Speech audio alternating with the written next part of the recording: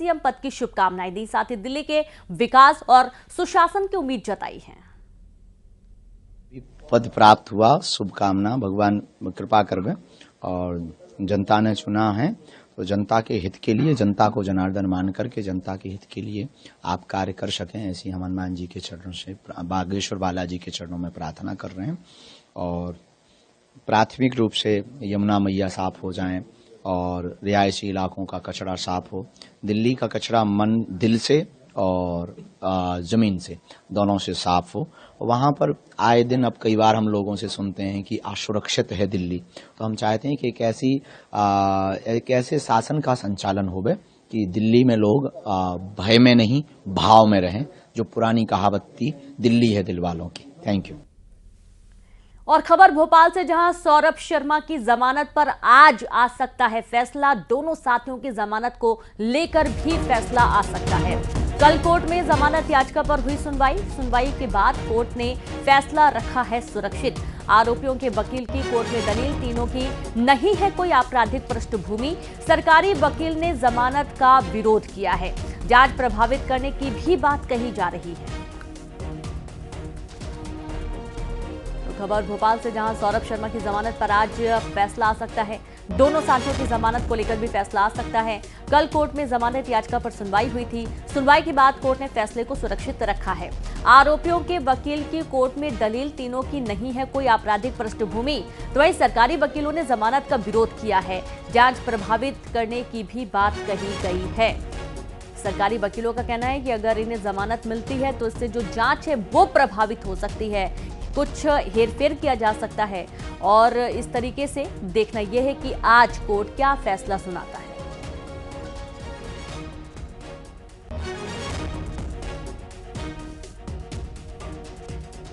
तो कल ही सौरभ शर्मा मामले में सुनवाई हुई थी और कोर्ट ने जो फैसला है वो सुरक्षित रख लिया था। आज देखना यह है कि जो फैसले को सुरक्षित रखा गया था उस फैसले में क्या निकल कर आता है। क्या सौरभ शर्मा को जमानत मिलती है या फिर उन्हें जेल की हवा खानी पड़ती है।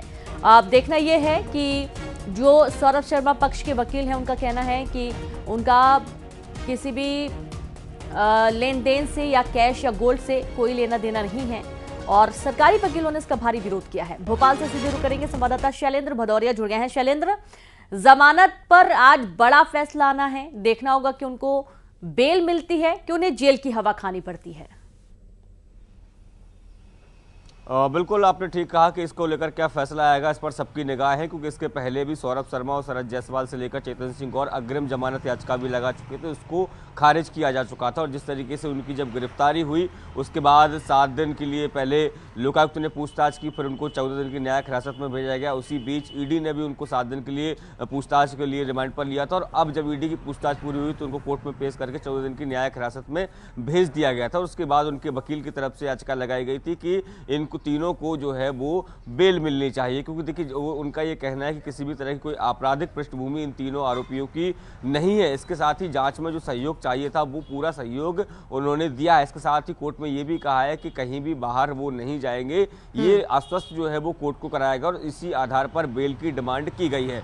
लेकिन जो सरकारी वकील है उनकी तरफ से पूरी तरीके से इसका विरोध किया गया और कहा है कि अभी कई तरह के जो राज हैं वो खुलने बाकी है और ऐसे में यदि सौरभ शर्मा और उसके साथी अगर बाहर रहते हैं तो कहीं ना कहीं जांच को प्रभावित भी कर सकते हैं और यही कारण है कि बेल उनको नहीं मिलनी चाहिए। हालांकि किस मामले को लेकर कल कोर्ट में दोनों ही पक्षों की सुनवाई जो है वो हो चुकी है, कोर्ट ने फैसला सुरक्षित कर लिया है। अब देखना होगा कि इसमें किस तरह के जो फैसला जो है वो कोर्ट सुनाता है। ये बात सही है कि सौरभ शर्मा से कई तरह के सवाल जवाब हुए, लेकिन जो प्रमुख राज थे वो अब तक खुलकर नहीं सामने आए हैं कि 52 किलो सोना और 11 करोड़ कैश से जो भरी गाड़ी मिली थी वो आखिर किसकी थी और उसके जो इतनी सारी जो उसने कमाई की है उसमें कौन कौन उसके हिस्सेदार हैं।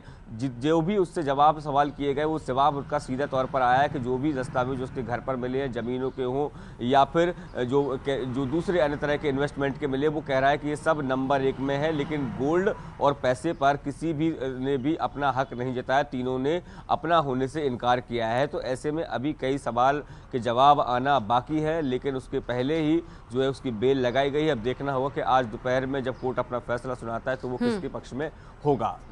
जी बिल्कुल, बहुत शुक्रिया आपका शैलेंद्र तमाम जानकारी देने के लिए। तो देखना यह कि कोर्ट में जो फैसला सुनाया जाएगा उसमें क्या कुछ होने वाला है। चलिए अब आगे बात करेंगे। भोपाल में पहली बार ग्लोबल इन्वेस्टर्स समिट होने जा रहा है, जिसको लेकर तैयारियां जोरों पर हैं। प्रशासन से लेकर पुलिस तैयारियों में लगी हुई है, जहां 24 और 25 फरवरी को होने वाली ग्लोबल इन्वेस्टर्स समिट में देश विदेश के कई बड़े मेहमान शामिल होंगे। GIS के लिए भोपाल पहुंच रहे खास मेहमान 126 साल पुरानी आलीशान होटल सदर मंजिल में ठहरेंगे और स्मार्ट सिटी प्रोजेक्ट के तहत 2017 से रेनोवेट की जा रही सदर मंजिल अब एक खूबसूरत हेरिटेज होटल में बदल चुकी है। सदर मंजिल जितनी खूबसूरत दिन में नजर आती है, उससे ज्यादा रात में इसकी लाइटिंग बढ़ जाती है। इस वक्त हम मौजूद हैं भोपाल के एक खास हेरिटेज होटल सदर मंजिल में। सदर मंजिल जो रियासत काल में यहाँ सदर के बैठने की जगह हुआ करती थी और आज़ादी के बाद यहाँ भोपाल नगर निगम का कार्यालय भी हुआ करता था, लेकिन अब ये इमारत एक हेरिटेज होटल में डेवलप की गई है। स्मार्ट सिटी प्रोजेक्ट के तहत सदर मंजिल को डेवलप किया गया है। 126 साल पुरानी ये इमारत अब नए रूप में नजर आ रही है। इस इमारत को GIS में आने वाले मेहमानों के लिए खास तौर पर ओपन किया गया है। हालांकि इसकी पब्लिक ओपनिंग मार्च महीने के बाद में है, लेकिन GIS में आने वाले खास मेहमानों के लिए इस इमारत को ओपन कर दिया गया है। इस वक्त हम जहां मौजूद हैं, इस जगह को तख्ते शाही कहा जाता है। मैं कैमरामैन से कहूंगा कि दिखाएं कि जो दीवार, ये जो कंगूरे बने हुए हैं, ये कहीं ना कहीं क्राउन का आकार लिए हुए हैं। जब यहाँ नवाब काल में लोग बैठते थे तो उनके पीछे ये क्राउन के आकार की चीजें होती थी, इसीलिए इस जगह को तख्ते शाही कहा गया। इस होटल्स में 22 रूम हैं, जिनमें से 21 रूम बुक हो चुके हैं GIS में आने वाले मेहमानों के लिए। और वो मेहमान कोई साधारण नहीं, बल्कि देश के जाने माने 20 बड़े उद्योगपति हैं, जिनमें से प्रॉक्टर एंड गैम्बल के वेंकट सुब्रमण्यम और राहुल सिंघवी फूड्स के डायरेक्टर भी यहाँ रुकने के लिए अपनी सहमति दे चुके हैं। कुछ गेस्ट यहाँ आ चुके हैं और कुछ को इंतजार है इस सदर मंजिल में आने का। यहाँ जो स्वीट्स हैं, जो होटल्स हैं, जो रेस्टोरेंट हैं, उनके नाम भी मुगल कालीन सभ्यता के से ही मिलते जुलते हैं। यहाँ बार है, उसका नाम मैखाना रखा गया है। दरबारे आम है, दरबारे खास है, और इसके साथ ही बेगम सुल्ताना जहां को डेडिकेट करते हुए एक खास जगह भी रखी गई है। और सबसे बड़ी खास बात यह है कि विदेशों से आने वाले मेहमानों को अब और उद्योगपतियों को जो लग्जरी सुविधाएं यहाँ मिलने जा रही हैं, उसके साथ ही और ये पूरा होटल महिला ओरिएंटेड रहेगा।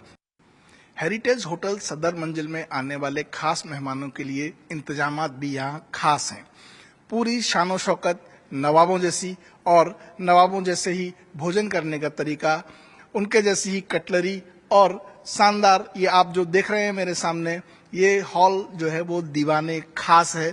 यहाँ आकर लोग डिनर कर सकते हैं। बेसिकली इसमें कपल्स अलाउ हैं और यहाँ डिनर करने के लिए सारी व्यवस्था है। मैं अपने कैमरामैन से कहूंगा कि आपको सामने एक जो बड़ा गेट दिख रहा है, जिस पर फिलहाल ताला डला हुआ है, यहाँ जो है वो वाइन सेलर है। इसको मधुशाला के नाम से नाम दिया गया है और ये दीवाने खास है। इसके थोड़ी ही दूरी पर कहें कि 10 से 15 कदमों की दूरी पर जो है एक और रेस्टोरेंट है, जो ऐवाने शाही के नाम से है, और उसी के पास विशेष अतिथियों को ठहराने के लिए, उनको खाना खिलाने के लिए, उनके रुकने के भी इंतजाम यहाँ किए गए हैं। आप देख सकते हैं कि पूरी नवाबी शानो शौकत को यहाँ दिखाया गया है। किसी भी तरह से कुछ बहुत बदलाव नहीं है, लेकिन जिस तरह से रियासत काल में नवाब और उनकी फैमिलीज और उनके मेहमान यहाँ रहते थे और यहाँ अपने काम निपटाते थे, वो सारी चीजों को उसी तरह से बरकरार रखा गया है। साथ ही सबसे बेहतर है इसकी खूबसूरती। 126 साल पुरानी इस इमारत के आप छतों को देख लीजिए, पिलर्स को देख लीजिए, दरवाजों को देख लीजिए, हर जगह वही इतिहास झलकता है कि नवाब काल में ये बिल्डिंग और कितनी शानदार रही होगी। हालांकि 126 साल पुरानी इस बिल्डिंग को स्मार्ट सिटी प्रोजेक्ट के तहत डेवलप किया गया है और रिनोवेट किया गया है, लेकिन आप देखकर कहीं से भी इस चीज का अंदाजा नहीं लगा सकते कि ये एक हेरिटेज होटल है, एक हेरिटेज बिल्डिंग है। ग्रेटर नोएडा के गौर सिटी 2 के 12th एवेन्यू सोसाइटी का वीडियो